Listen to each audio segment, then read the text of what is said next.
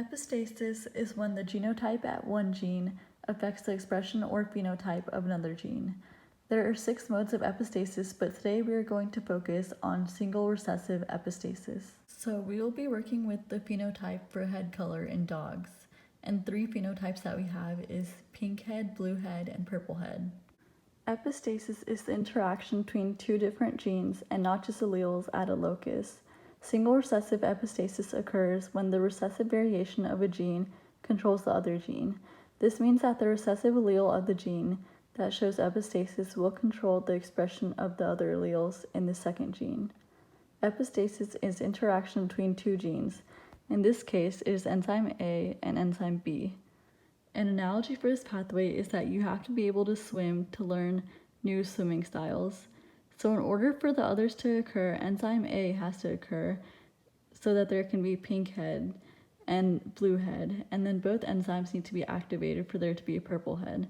Enzyme A is allowing enzyme B to occur. The A locus means pink head, while the B locus means blue head.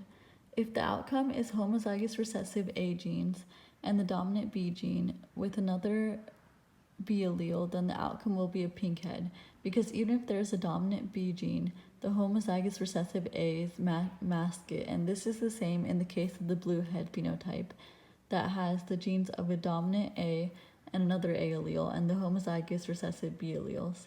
If the outcome is a dominant A with another A allele and dominant B with another B allele, then the head color will be purple. If the outcome is both homozygous recessive A and homozygous recessive B alleles, then the dog will have a pink head because epistasis occurs and the blue head homozygous recessive B gene is dependent on the pink head.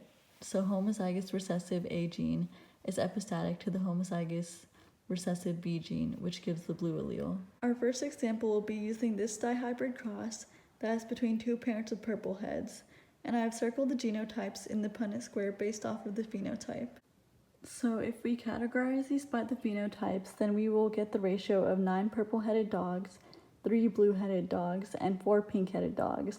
But if we categorize these by genotype, then the ratio will be 9 to 3 to 3 to 1. So our second example will be between a parent that is purple and a parent that has a pink head.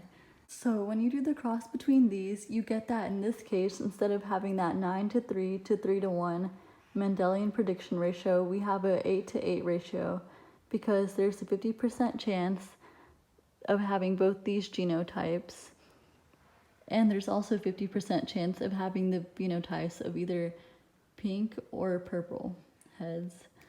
And this is how single recessive epistasis affects the phenotype of certain genes.